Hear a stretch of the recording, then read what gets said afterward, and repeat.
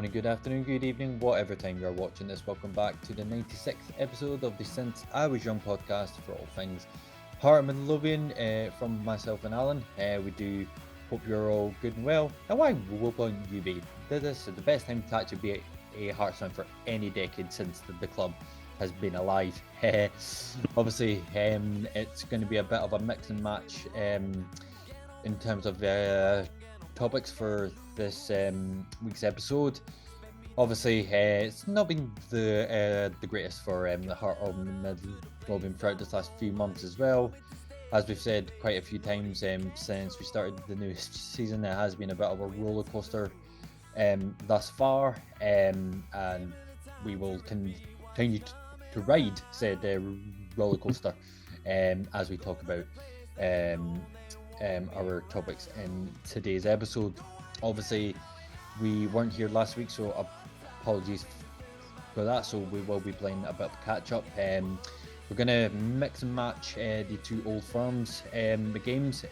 Obviously, with regarding Celtic at Tynecastle, and as we record this last night's game against Rangers at Ibrox, obviously a 4-1 defeat to Celtic and a very narrow, questionable 2-1 loss to Rangers as well. And we shall look at where this leaves Naismith and the squad thus far as well, with a look ahead to the midweek game against Livingston. As we say every week, is must win. And we shall also look ahead to the next weekend's game at Hampden, where we have a semi-final to look forward to as well against Rangers. So all that and more to come. So before we get started, as always, guys, if you aren't subscribed to the Since I Was Young podcast via our YouTube page, please think about subscribing. And if you want to have a wee chat with us in general over our socials as well, please feel free to do so. All will be in the description and the screen as always. So we do hope you enjoyed this week's episode. Alan, once again, this I think this year in particular, it's been quite hard to know where to start. Like where to start. It's like literally I don't know where to start. Obviously, as I said, we missed last week's episode, and that's been now a further 2 defeats at the hands of the Old Firm, which is not like a shocking bit of news, but we will talk about it regardless. So before we get into the deeper details of where the club's at, where the management is at, etc. Obviously, we won't go through it bit by bit because obviously, like, who wants to rehash that pitiful performance against Celtic? But just to kind of compare the two performances between both Celtic and Rangers throughout the last few weeks. We both watched the games as such. I can kick things off with it was a bit of a night and day performance, between the two games. Personally, I thought we actually played quite well last night against Rangers. I'm not saying that we outclassed them as such, but in terms more on the positives of our the duties, I thought we actually defended really well. I don't think they overpowered us as such, like, if that makes sense. I don't think there was any large parts of the game that we felt like sort of overrun. I don't think we had to constantly push out to try and create a chance. I thought when Rangers did lose the ball, I thought on the chances as well that we did the counter attack. I thought we actually did quite well. The goal as well that Shanklin scored, I thought like was a great finish as well. And as I said, a very stark night and day from the Celtic game as well. So just from your was a point of view, Alan, in terms of the two games, even though they were two defeats, can you personally take anything was a positive out of these two games to take into the midweek game against Livingston, and most importantly as well, what's been grinding your gears this week, Alan?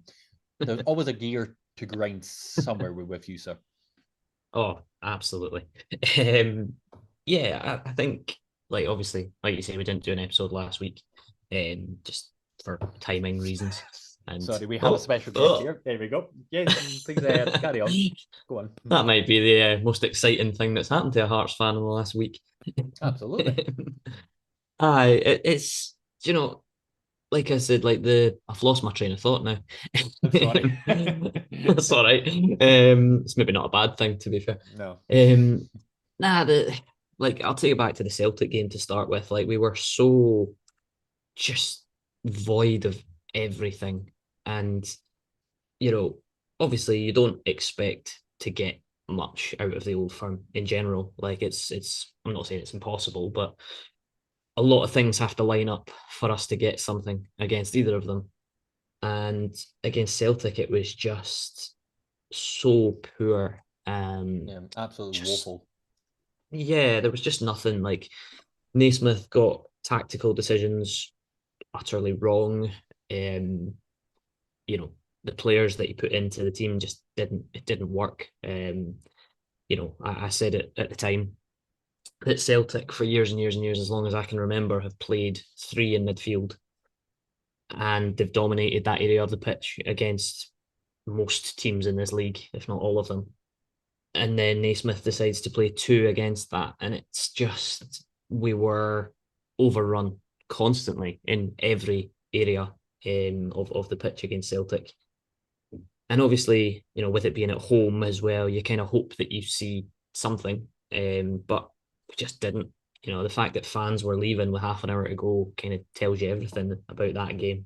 Mm. And it's a very sorry state of affairs at the moment. And I'm not just basing that off the two games that we just had against both sides of the Old Firm, because as I say, the likelihood is you're probably not going to get anything against them unless, as I said, things line up in your favour. But you know, that's all I want to say about the Celtic game. I don't really want to talk about it anymore because That's fair.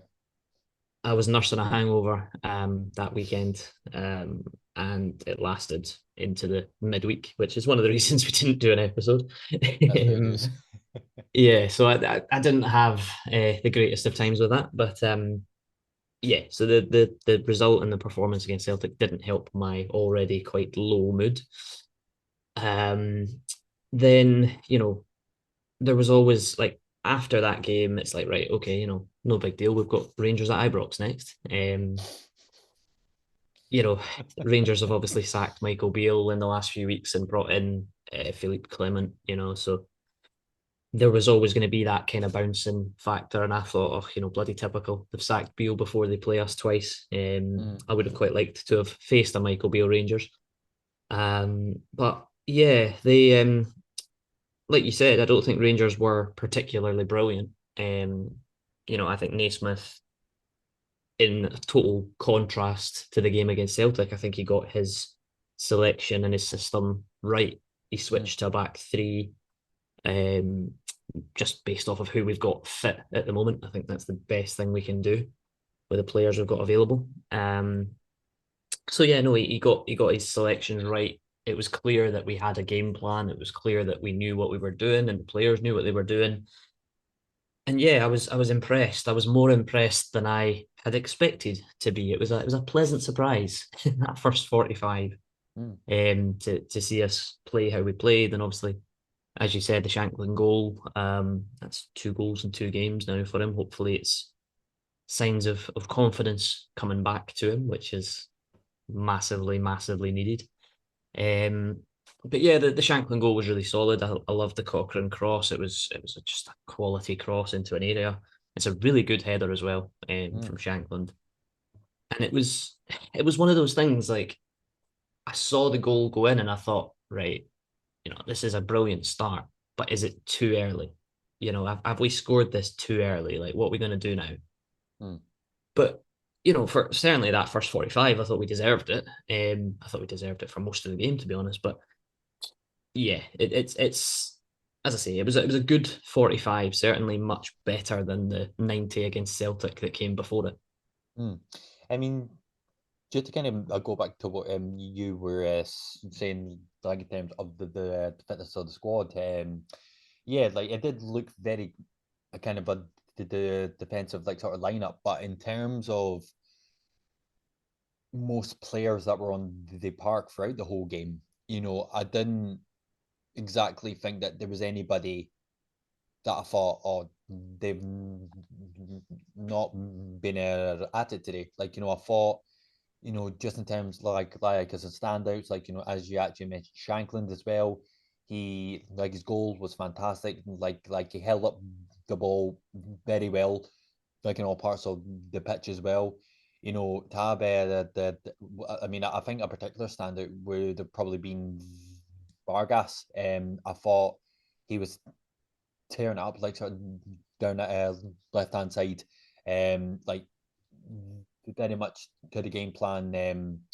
Last was the season as well, where we had I was like Shanklin feeding was it Janelli to like try and like some get through that defense. Mhm. Hoff as well. Like the more he plays, the more that I'm starting to see what his a kind of role is as such as a player as well. Like so that was nice to see.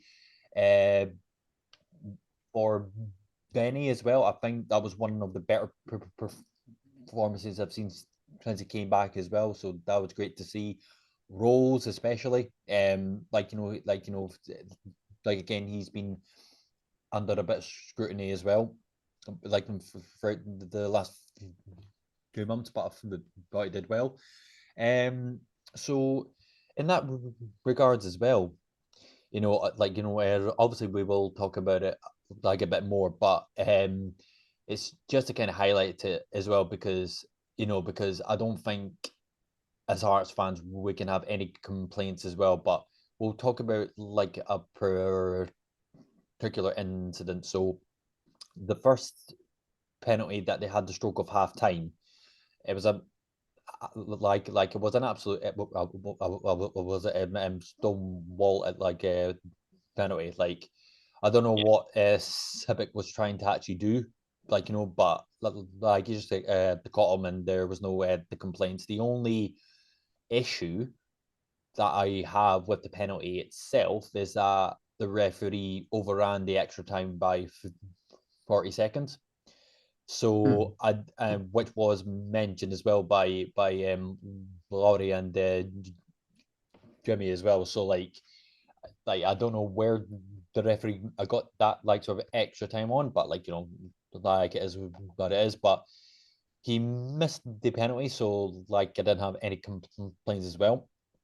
Um, there was a bit of a debate with the second penalty. Obviously, like I would like to hear your view on it. Obviously, it was caught through VAR. Now, when the initial shirt pull was made by Hadding, there was no Rangers player that was the column for it. So that in itself, you could say that it wasn't was clear and obvious. But then there's a contrast as well where that's maybe what VAR is for to actually pick up these things that you don't actually see. Now, I've seen I was penalties are given for things like that. However, just on your view as well, and not that he didn't do anything, but that was probably the only thing that had an contributed to was to the giveaway a penalty. So, in regards to that, what was your view on the whole like sort of like what was it a situation, and do you think it was a clear and obvious penalty? Well, I think first of all, like you've got to talk about the referee. John Yeah, Beaton is. I'm class sure as he's ever. a former. I'm sure he's a former Ibrox season ticket holder, or something like that. He's definitely a Rangers follower anyway, and that's not me sitting here with a tin hat on, call it conspiracies. Like it's a fact. Um, and yeah, he like Naismith after the game had a rant about the penalty, particularly the second one, and basically said, there was the block, and before Haring gets pulls the shirt, he is blocked off, and all that sort of stuff. So it should have been a foul to us and all that. But the referee missed a lot during the game. There were pushes on Hearts players that went unpunished, because it's John Beaton at Ibrox. Yeah, it's we know like Rangers are, it's that classic, oh, when are Rangers going to get their penalty today, because they seem to just get penalties every week. And you know, the first, I'll talk about the first one first before I speak about the second one. The first one was Toby Sibic, coming in sort of from behind against, was it Cantwell? I think it was that he nicks Yeah. attempts to nick the ball off of. It's silly. It's pointless. It's needless. It's another one of those individual errors that we seem to be prone to a lot recently. The second half wasn't going in a great way for us. We fell off.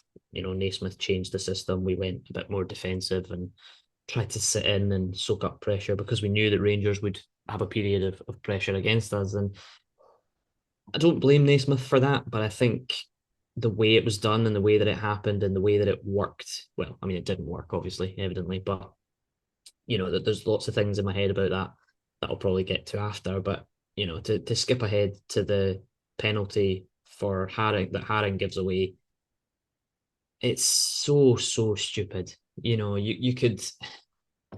It's one of those penalties. If it's a young player, you can say, "Oh, it's naive." He doesn't need to do it. Maybe he's just trying to, not almost trying to impress, but he's just trying something. And that's the biggest concern for me. Like, it was a stupid thing to do. And I understand Naismith's point when he's talking about the block on Haring before it, because there is a block on Haring before it. But is that enough for us to get a foul against us, for us rather? I don't think it is. If Haring goes down, maybe, and I'm not suggesting for 1 minute that he should have. I'm not suggesting for 1 minute that any players should take a tumble and simulate things or overplay things. But he just, I love Peter Haring, I really do, but I think we're getting to that stage with Peter Haring where you start going, right, what does he bring now? It's you've said it about him before, and lots of people have said it about him before, that he doesn't have the pace to get around the pitch anymore. And that's fairly accurate. I think he's okay at Tynecastle because of the fact it's a smaller pitch. He doesn't need to move around as much. But in these games, it's annoying, it's irritating, because, like you said at the start of this, I thought in the most part we actually looked okay. Like, even in that second half, we did drop off a bit. We did allow them a lot more space and a lot more time on the ball, and they created a lot more. But there wasn't a moment where I was going, Rangers are going to score here. I didn't have that thought. I thought, what, we looked. I'm not going to say we looked confident and comfortable, but we certainly looked in an element of control almost. A lot of the Rangers' chances were shots from distance, but yeah, it was always going to be a penalty. Let's say that it was always going to be a penalty that gave them a route back into it. And Haring just does a very stupid thing, and I'm sure he'll be cutting himself up about it. I'm sure he'll be raging about it with himself, because he didn't need to do it, but he did it. It's about as stonewall a penalty as you're going to see. Like, I know Naismith said it wasn't and all the rest of it, but I'd like to think that was very much in the heat of the moment. And, directly after the game, he just wants to be angry and shout at everyone, because he's just seen his team actually put in not the worst performance that we've seen at Ibrox in a long time, and obviously come away with nothing. But I'd like to think in the cold light of day, when Stephen Naismith watches it again, he'll probably say to Peter Haring, why? Like, what are you doing? Like, as I said, my point about, like, if it was a younger player, you could maybe, I'm not saying you excuse it, because you can't, but Peter Haring is a senior professional at Hearts who's been at Hearts for a long time, and he should know better than something like that. And that was the thing that kind of cut me up the most because, as you know, I adore Peter Haring. I think he's been a fantastic servant for us. But I watch him now and I just think it's just not happening for you. Like he's still got his place, but it's not at the front and center. Put it that way. I mean, he did come off the bench. To be fair, he didn't start the game, but yeah, it was. I was gutted. I was absolutely gutted because obviously you know that I love Peter Haring and I felt so bad for him, but it was just stupid. And obviously, it gives Rangers a route back into the game, and then they start, ramping things up. And yeah, we all know how it went thereafter.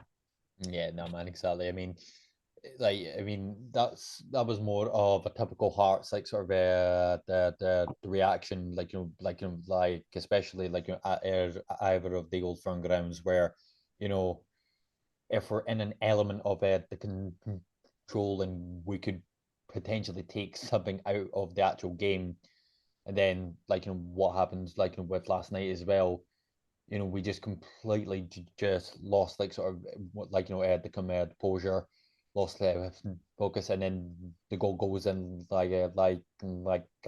few sort of the minutes on. So I mean that was to kind of be expected. Like as you said, Alan, once the penalty went in, it was a case of right.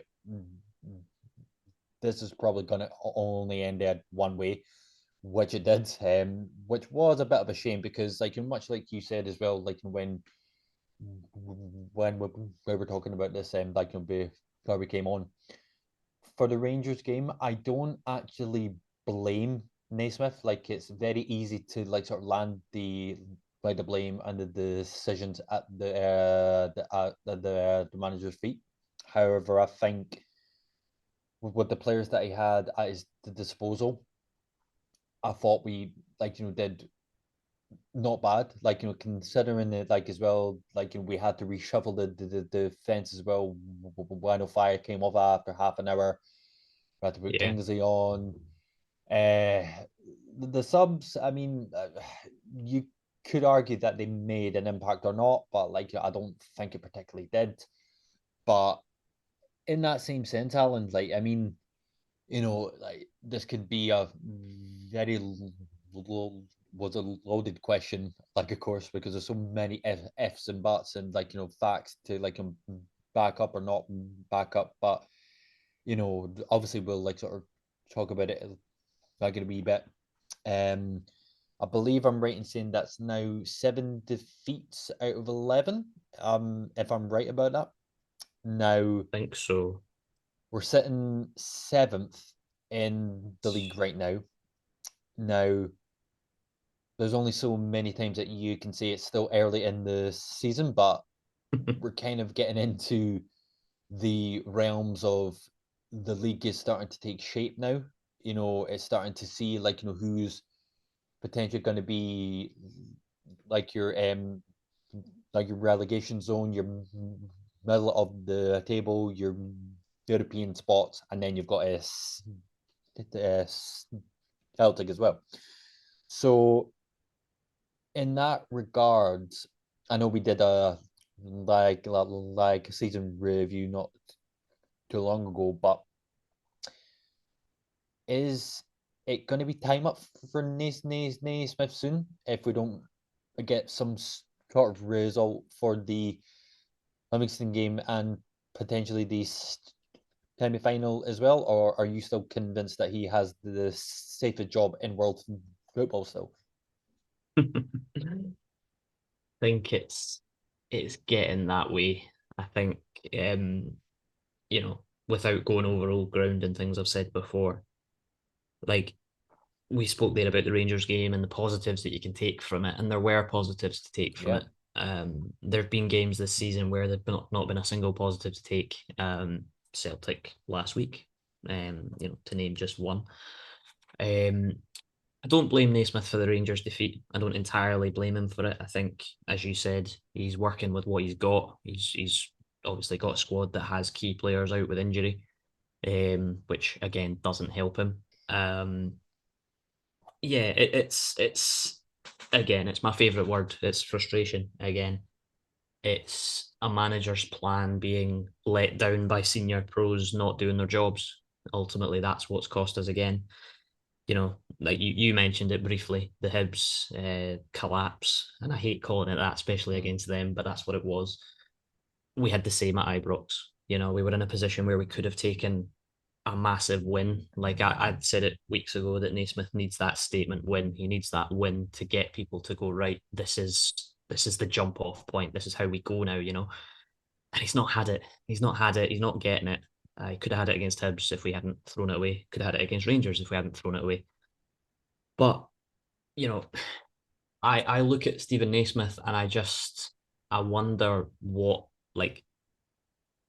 conversations are being had behind the scenes. What is Andrew McKinley saying? What is Anne Budge saying? Because she'll have a say. What's Joe Savage thinking? That there's bound to be an element of, right, this might not work. This Stephen Naismith experiment might not work. Like it's, and I'm not one of these people that says, oh, it's too early, we shouldn't sack him now. But we're a quarter of the way through the season almost. After the Livingston game, that'll be the first round of fixtures done and dusted, I believe. And there's not been one game where I've sat and watched the entirety of it and thought that is a Stephen Naismith side, that is what he Yeah. wants to do, and been impressed by it. There were impressive signs against Rangers, but that's football is a results business after all, and if we're not getting results, then it's a matter of time. And whether you agree or disagree, football nowadays, managers don't get time, and, No. and they should. There are elements that say, well, you should give a manager time, and that's, I'm kind of in that mold, but there is also that element of, when do the board say, right, enough is enough? Because they've got previous where they waited too long. They waited too long to do something. We can't afford for that to happen again. Like, we're seventh at the moment, and albeit the league is quite tight at this point, but I hate thinking about Wednesday night and thinking a home tie against Livingston. It's must win. Mm.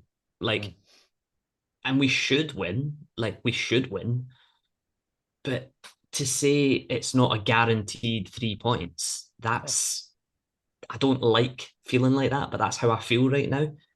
And like I've said it to you quite recently, that I just feel at the moment, I've spoken to lots of Hearts fans, and everybody's as passionate as everybody else, and everybody's got different opinions, and everybody agrees and disagrees, and has a rant and falls in and falls out and makes up the next day, etc.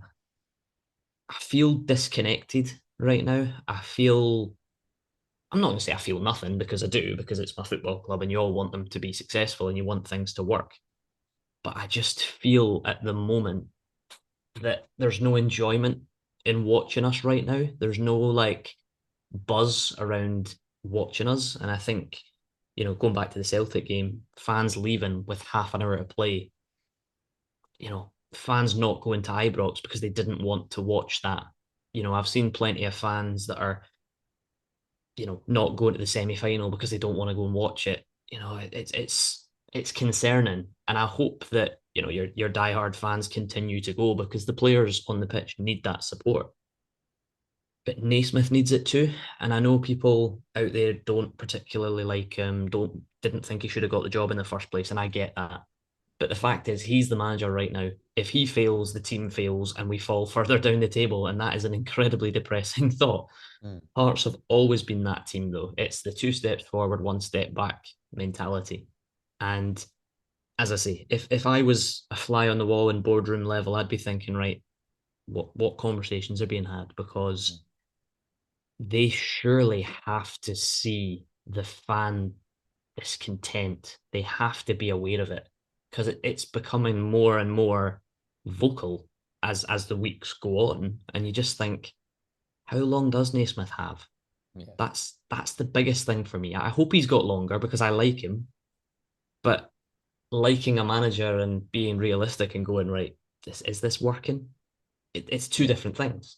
I get you, Alan. I mean, my kind of thoughts on it is it's like as I kind of alluded to, it's kind of trying to separate your heart from your head. Like I mean, I'm much like you, where like when Naismith got the actual job, like at the end of last year, like I wasn't like overwhelmed with okay, this could actually be quite a good appointment, but you know, like he speaks a good game in terms of what the fans want to actually hear, to actually be more aggressive, more um, front foot, more attacking. And I thought, all right, okay, I could get it like behind this, and this is like again, to use your was a favorite word, frustrating, because we've seen the glimpses of it.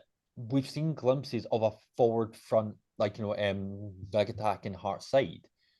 But again, there's not been a single performance, as you said as well, that I thought, yeah, that's a that's a Naismith looking side. Like that's the only kind of thing I could give to Robbie Nielsen, where fair enough, like it wasn't flashy, but you knew what his kind of game plan was, and thinking right that's a typical Nielsen esque performance. But in that same sense as well, if I'm being very honest, and if you want to kind of be realistic as well, and say if I'm a member of the board, I would genuinely say give him till the semi final, because there wouldn't be much point to change a manager now. Because me personally, I think that would cause more of a discontent, like especially when you have a semi final as well. So Yeah, I reckon, you know, and even with the all those was seasons ago where like with the Craig Devine like sort of was a scenario where we left it way too long. If you're gonna do it, I would probably say target it for next month if the results don't go the way that you go, because at least then you can see right at the start of next year that's a chance to turn it around, and yeah. you've not left it too long in the sense where you give a potential new coach to have a few months to actually say, right, okay, these are the players I want to get in. Like throughout it was a January, it gives him a bit of time to get to know the squad that he's got. Gives a chance to have a bounce back as well throughout the start of next year. And yeah, like I don't know what you think about that. Was it personally, Alan? I mean, do you I give him till the semi final, or would you give him more time if the results don't go our way?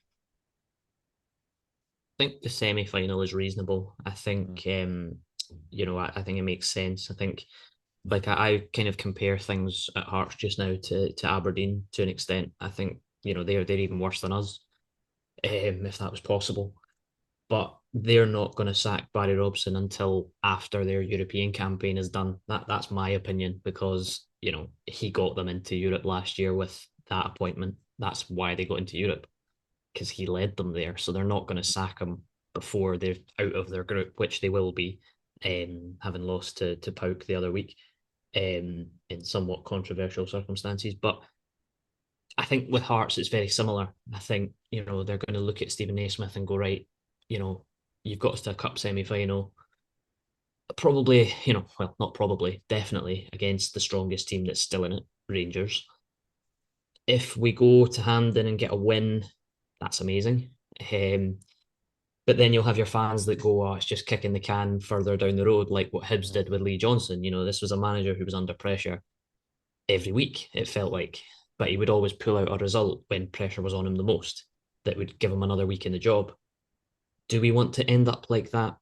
I, yeah, there's lots of things, but I think you're right in what you say about the semi final. It's finding that balance of when is the right time to do it, and I think Livingston on Wednesday night's massive. I'm not saying he gets sacked if we don't win that, but I think he should maybe start packing his boxes if we don't manage to win that. Personally, But yeah, like the semi final makes a lot of sense, and I could see that being a point where the board go, depending on how the game goes. If we turn up at Hampden and get absolutely horsed, then they might go right. We need to act now. So now that we've got that therapy session out of the way, Alan, we can try and be a tiny bit more of a positive to wrap up this week's episode with a look forward to Livingston in the semi-final. But like, we be a bit what was it up to was it hypocrites if we are going to be was a positive about it, but hey ho. So yeah, so obviously as we said, Wednesday night is obviously like a must win. Um, I wouldn't maybe go as far to say that there's no way back for Naismith if we do lose on Wednesday, but it's going to be a pretty tall order if we do lose on Wednesday, and then like as we just talked about as well, like his last like a kind of chance as such will be the semi final as well. I mean, would you argue that the semi final? I mean, most likely we all know that Celtic are probably going to kick on to win, like the league, and obviously still the Scottish Cup as well. But regardless, Rangers will want to win something if they don't get their hands on the actual league as well. So in regards to that, would you say that the semi final was more or less a free hit for us, like as such, or do you think in the sense that we talked about it like a few weeks ago, like I think it was like even though it doesn't relatively mean anything, would you say that the League Cup in general is that we have to take it a bit more like it was it seriously like in that regards just to have a chance at like a trophy as well, because I don't know what the statistics are, but I believe don't know if it's like maybe the late 60s, early 70s since we last won that with a trophy. So, what are your thoughts on that and your thoughts for the game on Wednesday night? Think you're right. I think Rangers will be very keen to at least win something this year. I highly doubt they're going to win the league, just because Celtic just look far ahead of them. Um, but yeah, I mean, it's funny. Like Naismith was talking about the game after the game against Rangers, and he basically said, in a one-off game against them, we can beat them. We've shown signs of that game yesterday. Will we do exactly the same against them at Hampden? I don't know. I'd be surprised if we tried anything else because we saw as I said earlier, for about an hour, the game plan was working at Ibrox. Obviously, Hampden, different environment. So it may well need a different game plan, but it'll be interesting to see what he does. Wednesday is huge. Like I said earlier, the fact that we're sitting here talking about a Livingston game at Tynecastle being a must win, but also having doubts about whether we will win that Mm. shows kind of where we are. Because I do have doubts. I hope I'm wrong. I genuinely do, but you know, it has all the signs of that typical midweek scrappy. We put a lot of effort and energy into the weekend game against Rangers at Ibrox. So the Wednesday game, there could be some tired legs. There could be some some heaviness there, and hopefully there's not, and hopefully the players pick themselves up because, as I've said many times in this episode, it wasn't that bad at Ibrox. Like we were actually all right. Like there were signs of things happening and things that we could have done, but it's the heartbreak of losing in that way. I'm sure the players will be hurting today. I'm sure they'll be hurting tomorrow. I'm sure they'll be hurting on Wednesday morning about it. But they have to put that behind them and say, right, you know what, Wednesday's a massive game. Let's forget about what happened at Ibrox and bounce back because that's what they need to do. They did it after the Celtic game because that was a hammering.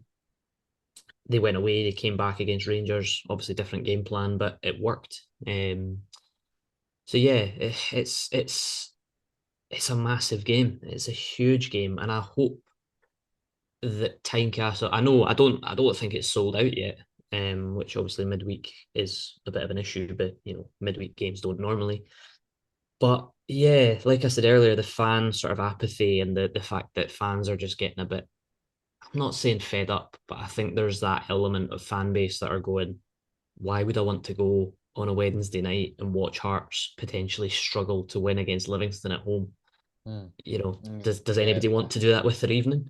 No, no, um, yeah, absolutely true, man. Absolutely true. I mean, yeah, it is.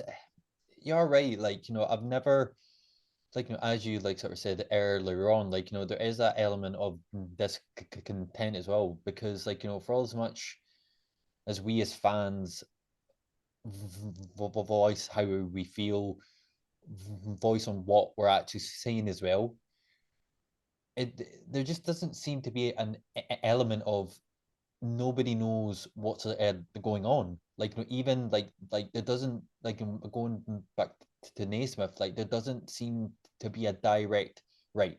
This is exactly what we're doing from like in terms of the board as well. They're keeping remarkably quiet. Like, yeah, yeah, granted as well. Like, I know that they had the shareholders meeting not too long ago, but from what I've read and from what I've seen, that seems to have raised more the questions than actual answers. Like, like we don't, the club right now as an all rounder just seems to be a bit in limbo, like, if that's the right word. Like, like, yeah, I'm not kind of saying that I've just gotten completely fed up, but, like, like, it's not nice to see. Like, it's not no, nice to see us going on all what was it? It was the cylinders, this and that. Granted, the a club have been in far worse, like, I was at positions right now, but at that same time, was it? And as we've said, how long is it going to take before we see a change? If that's on the actual park, or if that's from the board level as well. So yeah, for this week's game, there's a lot of uncertainty. Like, as you said, who knew that we would be questioning if we can get all 3 points from, like, a midweek game, like against what was it, Livingston? No disrespect to them as well, but any team outside the old firm that comes to Tiny, we would usually be saying, yeah, like, that's was a 3 points there. But as you said, like, that's where we are right now. Um, and in that regard as well, I don't know if, like, if there was a way to slap me through the screen, you probably would. But in terms of a prediction for Wednesday, I'm generally going to go for a 1-1 draw. I know that sounds really kind of just yeah, like fucking throwing away the towel, but, and granted, there were improvements and the positives as well to take away from the Rangers game, but I've just got nothing there to say and show and put facts down and say, oh yeah, we will run it all over them. Like, obviously, yeah, like, I hope I'm wrong.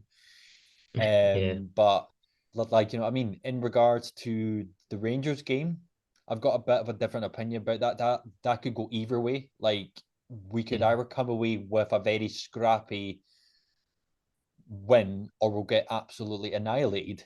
Like, that, like,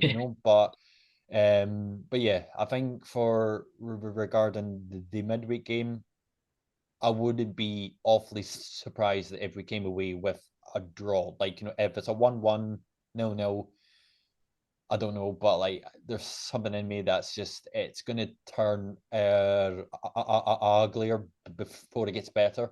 So yeah, that's kind of where I'm at right now, Alan. Would you like to spread some positivity from your end, sir? I'll try and pick things up and be a bit more upbeat and positive if I can. It's very Thank you. difficult though. Um, I'll try my best. It's Livingston at Tiny. It should be a win. it should be a win. Like it absolutely has to be a win. It should be. That element of will it be? Hmm. That's the nagging doubt. But It's the $1 million you know, question, yeah. yeah. I mean, we're surely we're going to have more of the ball. We're going to have more of the game in our own terms, and we're going to be able to play to our strengths rather than coming up against the Rangers that you have to kind of balance the game against them and figure out how they're going to play and how you counter that. We should be the favourites at Tynecastle against Livingston. If we're not the favourites with the bookies, then I don't know what to say, but we certainly should be. Um, yeah, I think the players and the management will be having one of their open and honest conversations with each other again, probably for the 50th time this season so far, Mhm. about what went wrong at Rangers and what went wrong at Celtic and all these things. And you hope that we see a positive bounce back against Livingston because the game is massive.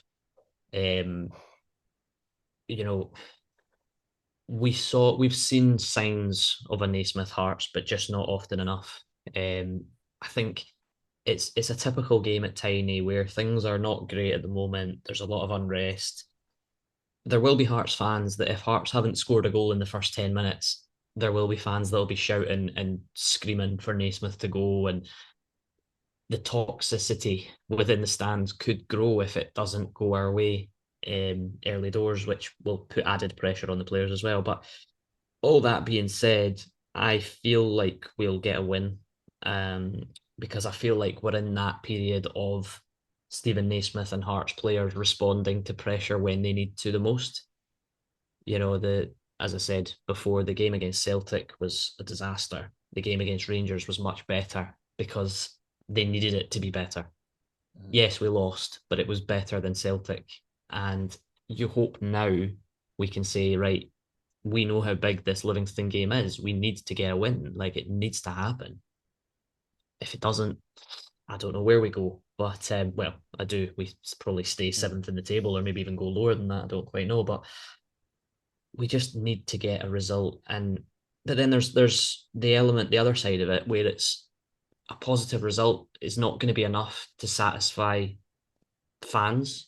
I Mhm. want to see a positive result, but I want to see us play well. I'm not saying I want us to win 5-0 and anything less than that. I'll be, hanging bed sheets from bridges and shouting for Naismith to go. But I need to see a performance. I need to see the players come out and go, right, what you've seen recently isn't us. Like this is us. This is what we're, capable of doing. I just want to win. I just want to win to have something positive to kind of draw on. But yeah, I'm gonna wrap it up and say I'll go for a slightly morale boosting 2-0 win for Hearts because I think we have to. I think Shankland has found the goals again. There seems to be a bit of link up happening with him. So we hope that can continue, hopefully. Semi final. I don't know. Are we going to do predictions for the semi final or are we just going I'm to not doing kind a of wing it? prediction. No, like was it? And as I said, I think it can go either one of two ways. Like we had to get through it just, or we get absolutely scudded. So Yeah. Yeah, well, I have the luxury of, or well, maybe luxury is maybe the wrong word, but actually, maybe it's not. I'm unfortunately missing the semi-final due to being at a wedding in Loch Lomond over that particular weekend. So I oh, think they'll I've have got a a bit of a TV there, lucky. mate. Don't you worry about No, no, they don't have to. They don't have to. It's fine. I'm not in a rush. that. I'm not Fair in a dues. rush. It's actually quite a nice way to be missing a game of football. I'm like, well, you know what? I'm gonna kind of forget that Hearts exist for a weekend. That's But fair no doubt dues. I'll be sitting with my phone, No, refreshing it every 5 minutes, looking for the scores. there you go, sir. Always was a silver lining. Well, you've heard the man. Hopefully he win to take back on the Wednesday. But as always, guys, we would love to hear all your predictions and your thoughts as well throughout this episode. How much time would you personally give Naismith? What were your thoughts and the contrasts of the performances against Celtic and Rangers? And can we actually make a final this year against Rangers on Saturday for the semi final? So all those thoughts And the comments, please fire them through. And I think that has brought us to the end of this week's podcast. So as always, guys, thank you very much for watching.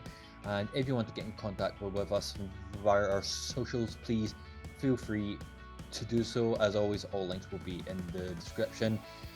I don't know how next week's podcast is are going to go. It could be that we just sack this off completely, or hopefully we will have sort of a positive to bring you next time. And as always, for everybody that's going to the 2 games, we do hope you have a good one, and we will see you in the next one. So from myself and Alan, you all take care, and bye for now.